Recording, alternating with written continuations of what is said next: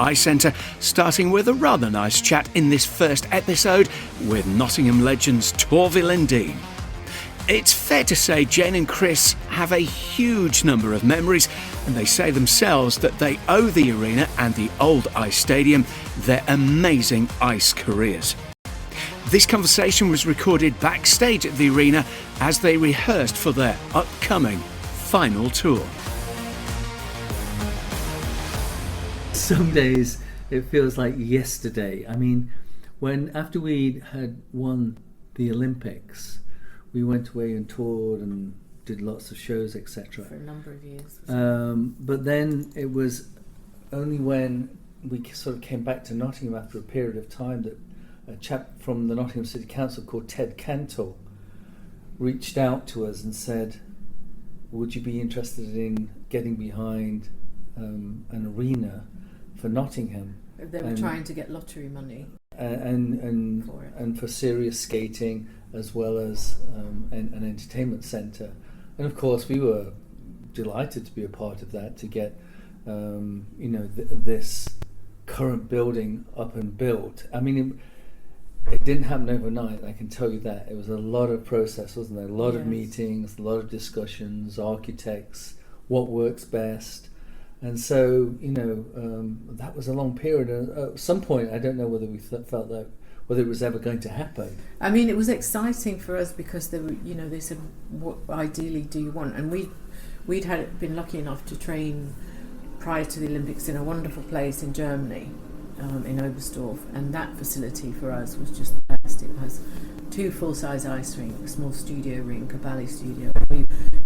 We brought that information here to say that it's not just, it's great that we can have 2 floors, but also the other allied things like a ballet studio, and I'm sure they've got a gymnasium here now as well, and they've got everything. They've got lots of offices, and so it's amazing to see that it got built and that it's utilised in such a great way as well. So for us, we felt it was an achievement. The only thing that we thought like that, maybe they name one of the rinks after us, wouldn't you? Yeah. Torvill and Dean ring, but they never have.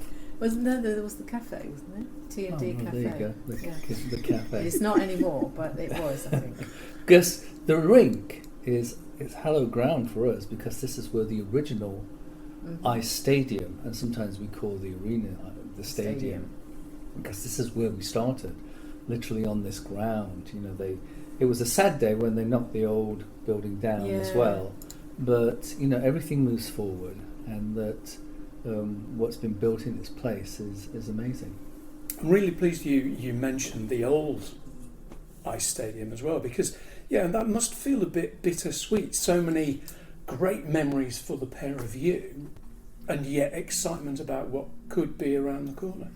Yeah, I mean, the old rink was old, and had character, let's say. It had fond memories for us, obviously, and we trained there at all varying hours of the day. 2 in the morning, 5 in the morning, whatever. We'd wake up the rats and the mice as well sometimes as well.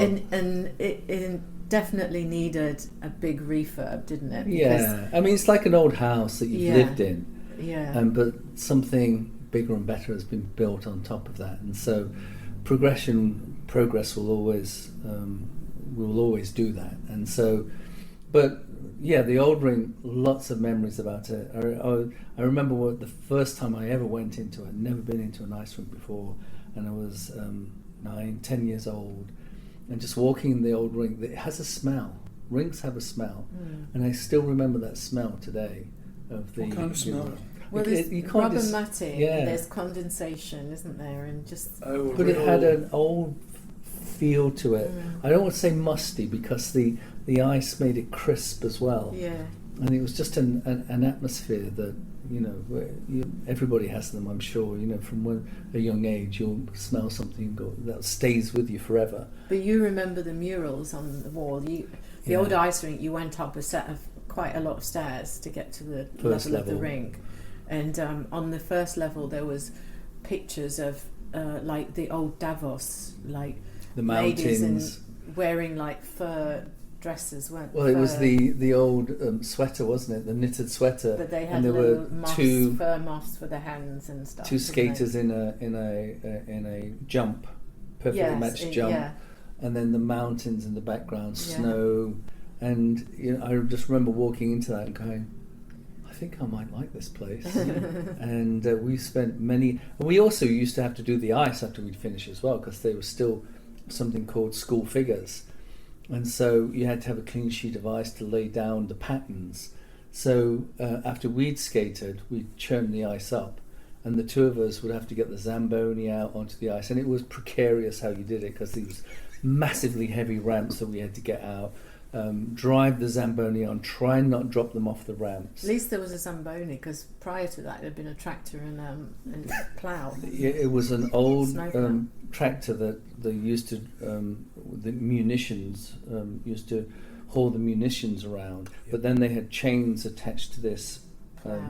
a plough, and somebody had to wear skates and was Guide. towed behind it. Yeah. It looked fun, actually, didn't it? It was mad. And then when they didn't have that, we would have to, Get a on line and of brush us, it. of skaters, would sweep it in a circle, and it'd take over an hour to sweep it. and then someone they would come with a hose pipe. and hose it and dry it. So, technology and progression makes things better. Yeah. And indeed, now the Nottingham Arena, I feel very proud and I'm very much a part of it. And we've got Bolero Square out the front Of course as well. you have. Of course. I'm glad that you mentioned Ted, Chris, because I've been having a lot of these conversations with people who have taken me back to the mere 1990s when these conversations started to happen. Ted got in touch with us, and I remember going into his office for the first time.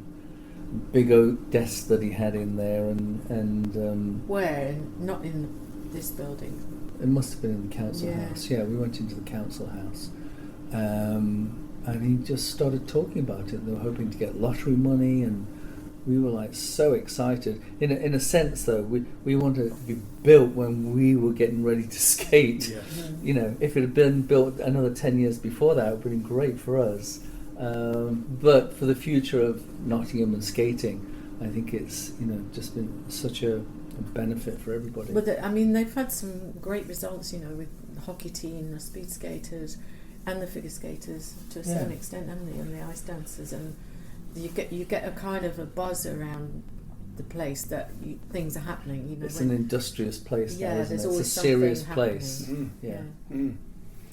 Because the rumour is that Ted had this idea on a Saturday night. Sunday morning was down here, pacing out the ground, kind of measuring it out, how the new arena would actually look. That's the kind of man he is. Yeah, we could envisage how it would place here, because there was a road running up the middle. Yeah. Where's the road going to go? Yeah. And a pub. it was the bowling alley right there as well, and the pub, the Cricketers' Arms. Correct. That Yes. was. He had a vision. That's for sure. Yeah. He was very, what should I say, a driving force. He wasn't loud and shouting or anything. He was very calm and just But he knew what he was he talking wanted about. to Yeah. close. Yeah. Yeah. The pair of you were here, I think, during construction. There are pictures of you. Did you go on the roof? We At had a one hard point. hat on at one time and I walked do around. remember that. Yeah. The Nottingham Arena at 25. You're listening to the first ever episode of a brand new podcast, Nottingham Arena at 25. I'm Mark Dennison. Now back to our chat backstage with Torvill and Dean. I'm just trying to visualise where we used to have meetings, but that may have been in the old ice rink before it got. No, No, it was at wasn't. the council house. It was at the council. Yeah.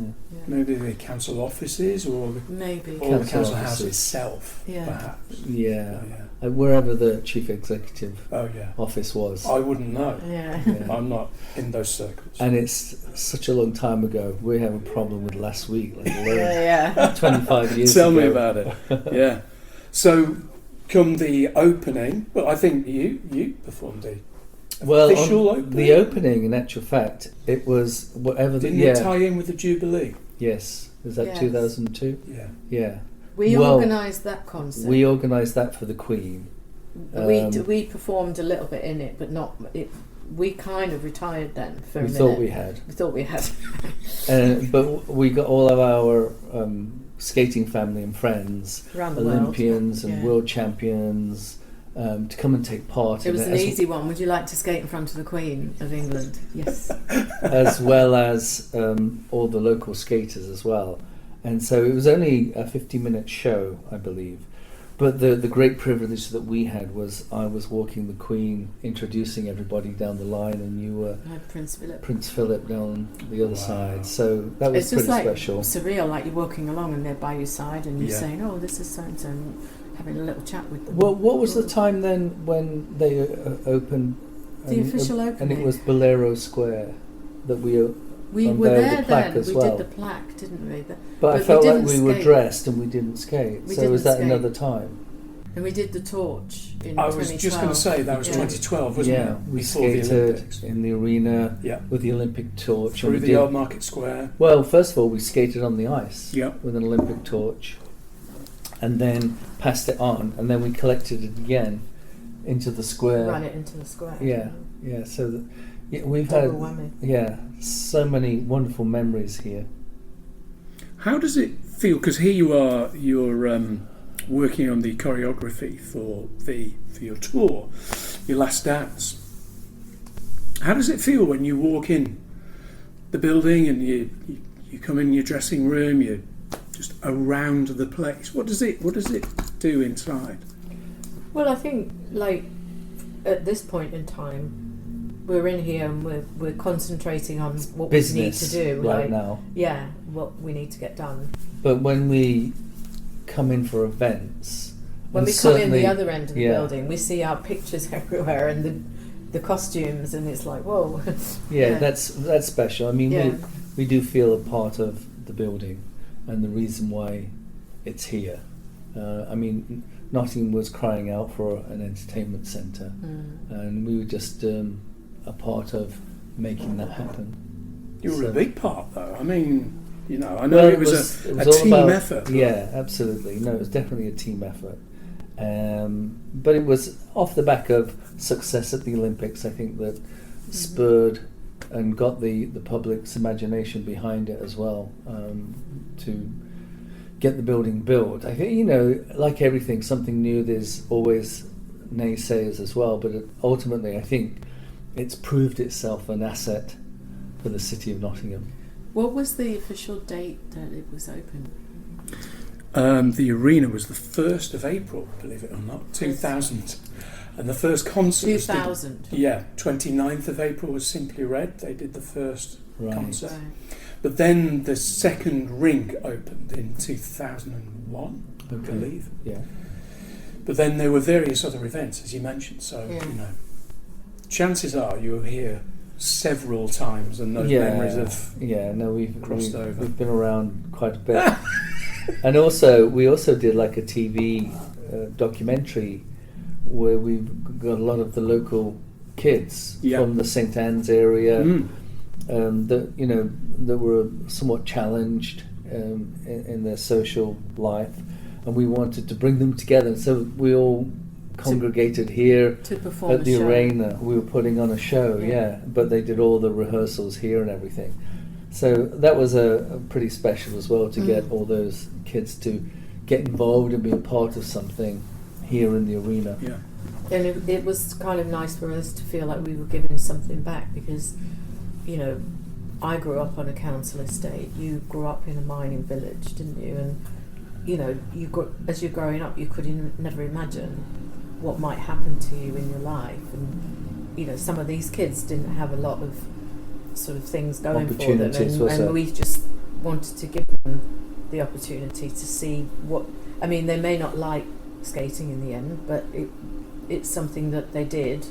So if there's something else they want to go for, give it a go. But it's that also- was the message, really. Give them some encouragement to be bold about things, because Yeah. they had to go out and find some money to put on the show. They had to turn up for rehearsals. They had to be responsible, things like that. So that was special as well, being able to draw the local kids of the community that wouldn't normally come here and be a part of something quite special. But then, we look at the talent on the figure skating side that's coming up through the school here, and it's very promising. Yeah. We're encouraged by what we see. Good. What about for you then? As I mentioned, you're here. You're working on the choreography for The Last Dance, and we were just saying there's an awful lot, and maybe people don't realise how much work goes into a tour like this. So you're already working on it now, and you've got months to go until the tour starts. How is it coming together, and how are you feeling about The Last Dance? We are trying to do some routines that are 43 years old. So that means we're 43 years older from when we started doing them. So that is a challenge. But it's very much, we want it to be an evening with of our life, and people that have watched us over the years, the opportunity to come and see us one last time if they want to, but also for us to tell them about our journey and celebrate. a celebration. Yeah, a celebration of our life, really, with everybody that's been a part of it as well. I think we want the audience to come and just have a great evening and a great time, and it's The Last Dance, but we want to think of it as a celebration rather than, oh, we'll never see you again. I mean, we're lucky we can still do it in some form, really. Yeah, I mean, we didn't envisage this, did we? No. But whilst we can, an opportunity, we still love to perform, and an opportunity to do it just one last time. We're looking forward to it. Have you, and do you ever think about, after your last ever dance, how that's going to feel, or do you try not to pre-think that before you've done it?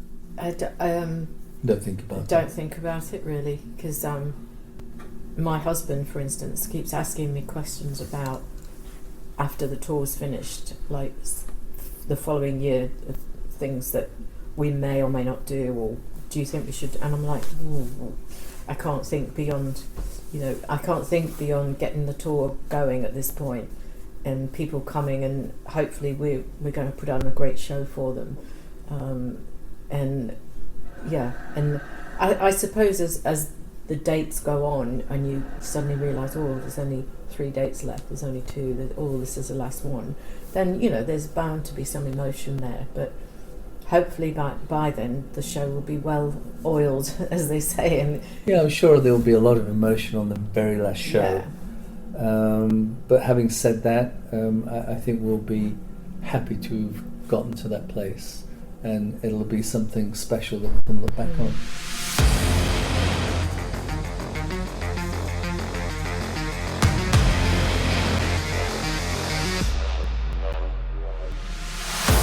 And don't forget, you can see Torvill and Dean in April and for their last dance ever at the Motorpoint Arena in July. Check out the details on our website. There's a huge amount planned to celebrate the arena's 25th, with events running throughout 2020.